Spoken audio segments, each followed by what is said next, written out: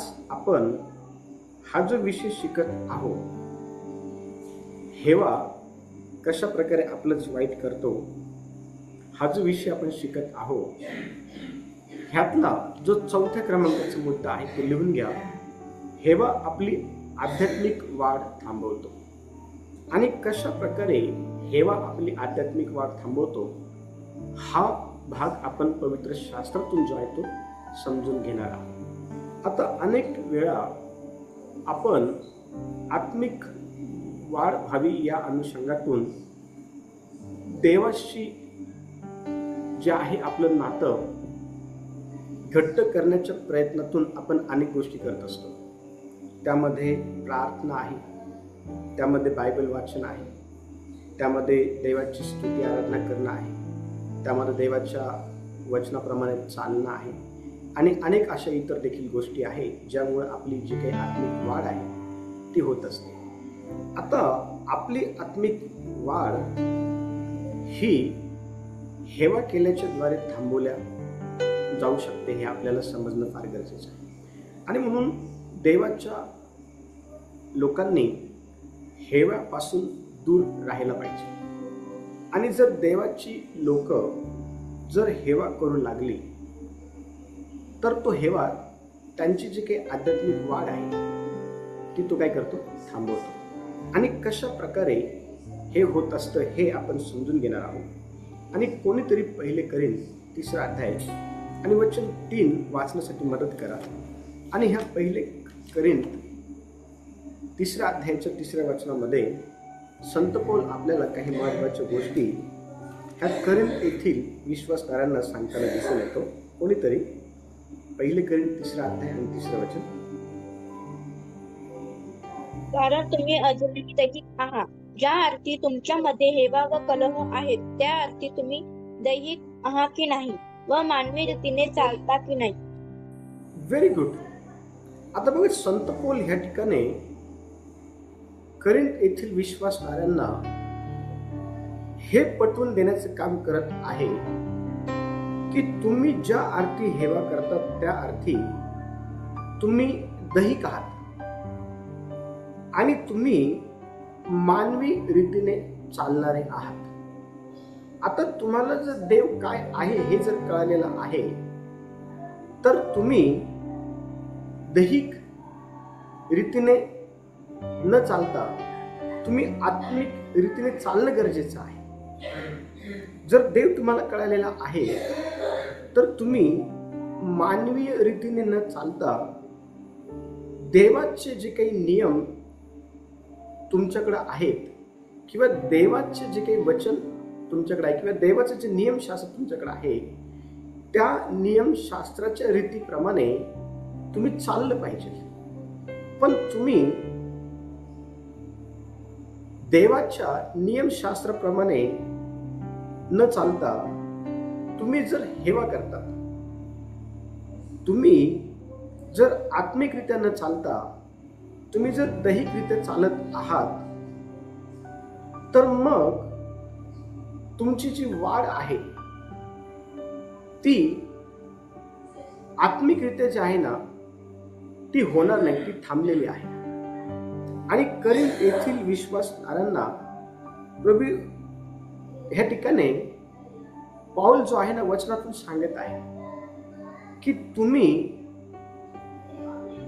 एकमेकांसोबत ज्या वेळेला राहतात त्यावेळेला तुम्ही स्वतःकडं आत्मिक दृष्टिकोनातून वाढण्याच्या अनुषंगाने बघणं फार गरजेचं आहे.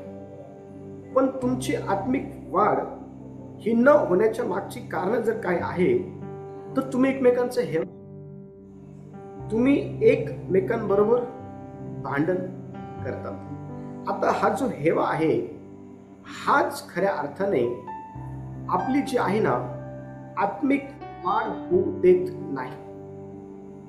कुठंतरी आपली जी आत्मिक वाढ आहे ना ती ह्या हेव्यामुळं किंवा ह्या भांडणामुळे किंवा ह्या कलहामुळे जे आहे ना थांबवली जाते हे आपल्याला समजणं फार गरजेचं आहे.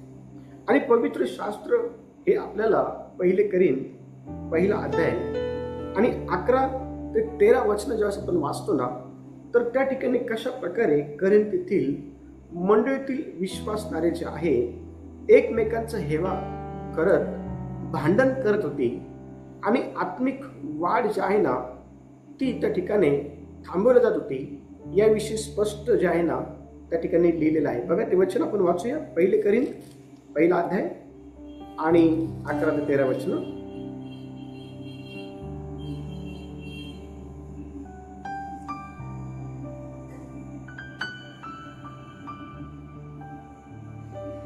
कारण माझ्या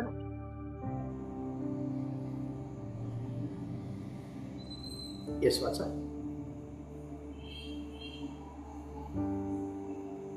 कारण माझ्या बंधूंनो तुमच्यामध्ये कलह आहेत असे मला वेळच्या माणसांकडून कळले आहे. माझे म्हणणे असे आहे की तुमच्यापैकी प्रत्येक जण मी पौलाचा, मी अपुल्लोसाचा, मी केफाचा आणि मी ख्रिस्ताचा आहे असे म्हणतो. ख्रिस्ताचे असे विभाग झाले आहेत काय? पौलाला तुम्हासाठी वधस्तंभावर खिळले होते काय? पौलाच्या नावात तुमचा बाप्तिस्मा झाला होता काय? Very good. आता बघा ह्या ठिकाणी आपण पाहतो की करिंथ येथील जी मंडळी आहे ना, ही मंडळी ह्या ठिकाणी एकमेकांबरोबर जे आहे ना भांडण करू लागलेले होते. एकमेकांचा जो आहे ना हे हेवा करू लागलेले होते. आणि हेवा करण्याच्या मागची कारण जर काय आहे या ठिकाणी तर ते देखील आपल्याला 12व्या वचनामध्ये दिसून येतात. कोणी म्हणत आहे मी पौलाचा आहे, कोणी म्हणत आहे मी अपुल्लोसाचा आहे, कोणी म्हणत आहे मी केफाचा आहे आणि कोणी म्हणत आहे मी ख्रिस्ताचा आहे. आता लक्ष द्या, अशा प्रकारे त्या ठिकाणी गुट पडलेले आपल्याला पाहायला भेटतात. अशा प्रकारे त्या ठिकाणी जे काही विभाग आहेत ते आपल्याला पडलेले पाहायला भेटतात. आणि प्रत्येक जण हा एक दुसऱ्याचा जे आहे ना हेवा करून एकमेकांबरोबर भांडण करत असलेलं आपल्याला दिसून येतं. आणि त्यांच्या अशा प्रकारच्या हेव्यामुळं, त्यांच्या अशा प्रकारच्या भांडणामुळं त्यांची आत्मिक जी काही वाढ आहे ना ती त्या ठिकाणी थांबलेली आपल्याला पाहायला भेटते. आता देवाचे जे काही निवडलेले लोक आहेत ते ज्या वेळेला एकमेकांचा हेवा करतात, ते ज्या वेळेला एकमेकांबरोबर वाद घालतात, त्यावेळेला त्यांची आत्मिक जी काही वाढ आहे ती होत नाही. कारण हेव्याने त्यांची आत्मिक जी काही वाढ आहे ना ती थांबवलेली आहे.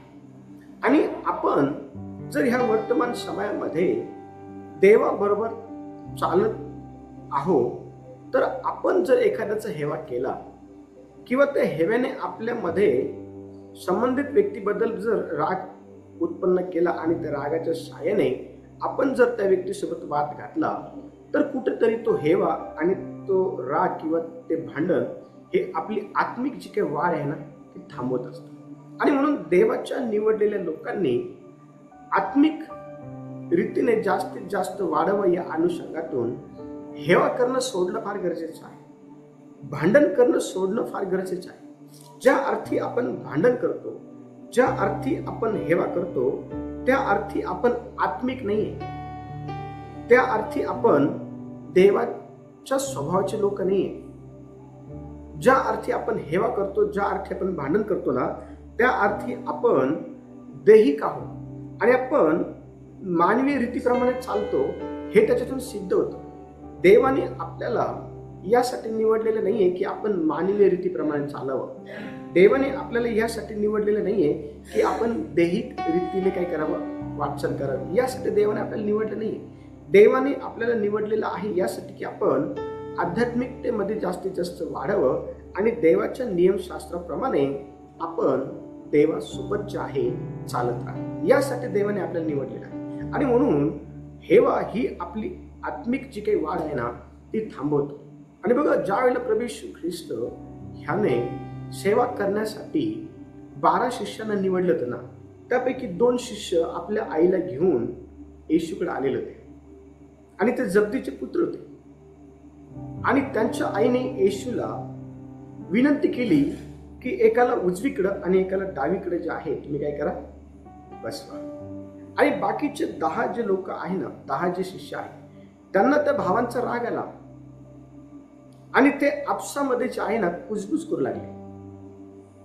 आणि ही गोष्ट ज्या वेळेला प्रभू येशू ख्रिस्ताला कळाली, त्यावेळेला प्रभू येशू ख्रिस्ताने त्यांना त्यांची आत्मिक वाढ होऊ नये, त्यांची आध्यात्मिक जी काही वाढ आहे ती थांबल्या जाऊ नये म्हणून येशूने त्यांना त्या ठिकाणी एक सुंदर जे काही उदाहरण आहे ते दिलं. कारण वाद घालून एकमेकांबद्दल कुजबुजणं जे काही आहे ना ते करून त्यांची जी काही वाढ आहे ते थांबून घेत होते आणि त्यांची आत्मिक वाढ त्या ठिकाणी थांबल्या जाऊ नये म्हणून येशू त्यांना अतिशय स्पष्टपणे एक महत्वाची गोष्ट शिकवताना दिसून येतो की ज्याला मोठं व्हायचं आहे, ज्याला तुमच्यामध्ये मोठं व्हायचं आहे, त्याने अगोदर स्वतःला जे आहे ना लहान केलं पाहिजे. तो अगोदर एकमेकांचा दास झाला पाहिजे. लक्ष द्या, देवाची शिकवण ही जगाच्या शिकवणीपेक्षा वेगळी आहे. आणि देवाची शिकवण ही आपल्याला जास्तीत जास्त दैहिक गोष्टींमध्ये नाही तर आत्मिक गोष्टींमध्ये वाढवते. आणि आत्मिक गोष्टींमध्ये देवाने निवडलेला व्यक्ती हा वाढू नये म्हणून हेवा त्या व्यक्तीची आत्मिक वाढ जी आहे ना अशा प्रकारे थांबवण्याचा प्रयत्न करत असतो. आणि आपण आत्मिक वाढ ही हेवा केल्याच्या द्वारे आपल्यामध्ये थांबवणारे लोक नसावे अशी देवाची इच्छा आहे. म्हणून हेवा करणं सोडलं पाहिजे, कलह भांडण करणं जे आहे ना सोडलं पाहिजे, दैहिकरित्या चालणं जे आहे ना सोडलं पाहिजे, माणसाच्या रीतीप्रमाणे चालणं जे आहे ना ते आपण सोडलं पाहिजे. देवाच्या इच्छेनुसार आपण चालून आपली आत्मिक जी काही वाढ आहे ना ती करून घेणारे आपण लोक असले पाहिजे. पुढचा मुद्दा,